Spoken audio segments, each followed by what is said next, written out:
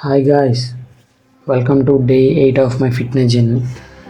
As usual morning లేచాను, Bible చదివాను, prayer చేసుకున్నాను, వార్మప్ చేశాను.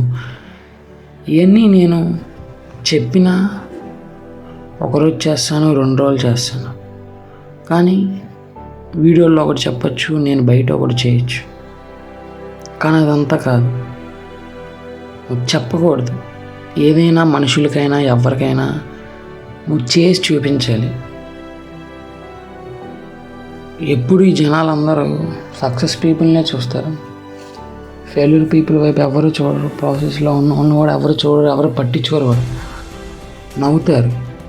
వాటన్నిటిని పక్కన పెట్టి నువ్వేదైతే అనుకున్నావో దాని మీద ఫోకస్ చేసి నీ వర్కౌట్ కానీ, నీ రన్నింగ్ కానీ, నీ డైలీ ఫిట్నెస్ కానీ, నువ్వు తీసుకునే ఫుడ్లో కానీ ప్రతిదీ క్లీన్ అండ్ నీట్గా ఉండాలి. మనం ఒక ప్రొఫెషనల్ లాగా అవ్వాలంటే మన ఆలోచన కూడా ఒక ప్రొఫెషనల్ లాగే ఉండాలి. నువ్వు చెప్పే విధానంలో ఉండిద్ది ఏదైనా, నువ్వు చేసే విధానంలో ఉండిద్ది ఏదైనా. చెప్పడం ఈజీగా కానీ చేసేటప్పుడు వచ్చే ఆ పెయిన్ని తట్టుకొని నెక్స్ట్ డే నువ్వు వర్కౌట్కి వెళ్తావు చూసావా, అది అప్పుడు నువ్వు నేను అనుకున్నది సాధించానన్న ఇదిలో ఉంటావు.